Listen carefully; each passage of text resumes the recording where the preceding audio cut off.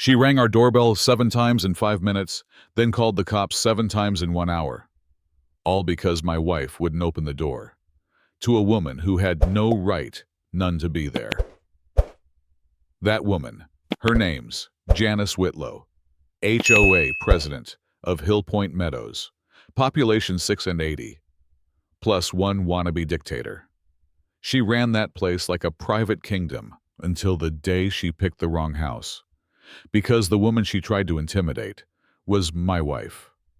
And my wife, well, she's the new police chief of Dunley County. Now, let me take you back to where this mess started. It was a Tuesday. I was knee-deep in sketches for a sustainable housing project when the doorbell rang, not a polite ding-dong, but the kind of buzzer that screams, "This is about to be stupid." I glanced through the peephole. Janice was standing there, wearing this powder blue blazer like she was about to host a press conference, and beside her a locksmith with a toolbox and a nervous look in his eye. I opened the door just a crack, chain still on. "Can I help you?" Mrs. Whitlow. She raised a manila folder like it was a holy book. "Mr. Dalton, your property is in violation, unauthorized modifications, improper garden layout, and unapproved structures. I'm here for an emergency inspection under HOA bylaw section 47D. Now, I'm a licensed architect. I've read every version of that HOA agreement. There's no such thing as section 47D. She made it up, I told her, politely. "Let's wait until my wife's home. We can schedule something official." Her smile cracked. "She's been dodging my calls for weeks," she hissed. "This kind of defiance spreads poisons neighborhoods. You people don't get to ignore the rules." Then she turned to the locksmith and said, "Go ahead, change the locks." The poor guy blinked. "Ma'am, I need homeowner consent, or a court order." She snapped. "I'm the HOA president. That is legal authority." "No, it's not," I said, calmly. "Try that, and I'll call the actual police." And just like that, she lost it, screaming about outsiders and entitled newcomers and protecting what's ours. Then she dialed 911. Did I mention she'd already done that 6 times that morning? Yeah, that happened. Across the street, Miss Erma, our 75-year-old neighbor with binoculars sharper than the FBI, was filming the whole circus from her porch. About 20 minutes later, a cruiser pulls up. 2 officers, one young, one older, step out.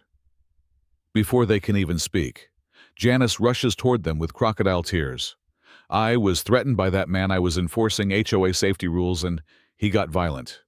I walked out slowly, hands visible. "Officers, I'm Mason Dalton." She tried to force entry with a locksmith and claimed fake authority. The rookie asked for ID. The older officer looked unsure.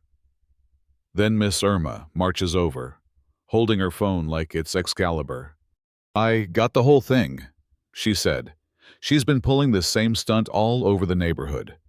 Now here comes the twist." My wife pulls up, early, from a meeting with the mayor. She steps out in uniform, badge on her chest. Janice stares jaw-dropped.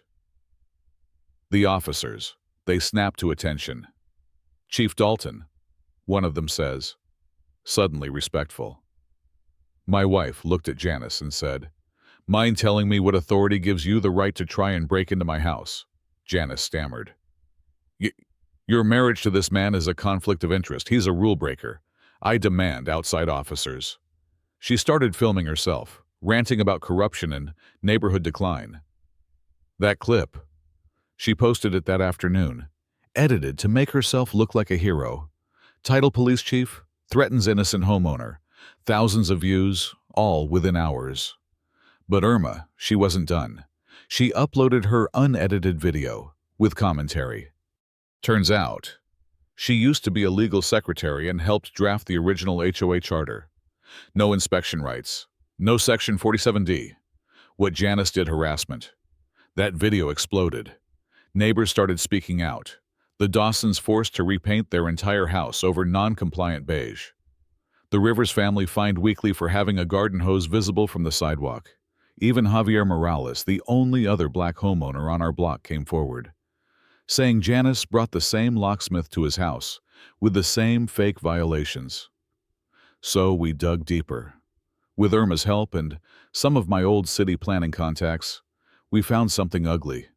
Over the past 10 years, Janice had been manipulating property lines, redrawing plats in secret meetings, pushing fences, adjusting easements, all in ways that added land to her property and a few of her loyalist cronies. Want to guess who approved those changes? A shell company called Sterling Path Holdings, run by her brother-in-law. They'd been buying up violating homes for cheap, flipping them through rigged HOA rules. When we tried to report it, guess who showed up at Erma's house? Janice, with 2 lawyers and threats of violating privacy laws. Told Erma to back off or face legal action. But Erma, she pulled out an FBI business card, said, "Already did, they're listening." And oh boy, were they. Turns out, the feds had been watching Janice's little empire across 8 neighborhoods. They just needed hard proof, like original plats, boundary maps, meeting minutes. We had it all. But then, Janice panicked. She sent men to threaten Erma, tried to destroy evidence, even tracked us to a diner, where her nephew Lucas Whitlow met with us in secret. He'd been recording everything. Why? Because Janice tried to kill him after finding out he was cooperating with the FBI. That night, a black SUV followed us. We ran. Floodlights blazed. FBI agents swarmed in. Janice was dragged out of the vehicle, screaming at Lucas. "You ruined everything I built," Lucas just said. "No, Mom. You stole it." 6 months later, packed courtroom. Federal charges. 34 felony counts. Fraud. Conspiracy. Attempted murder. She got life, no parole. Her network collapsed. $12 million recovered. 15 families got their homes back. Today, her old house. We turned it into a community garden. That space she once used for power and fear. Now kids play there. Neighbors plant herbs.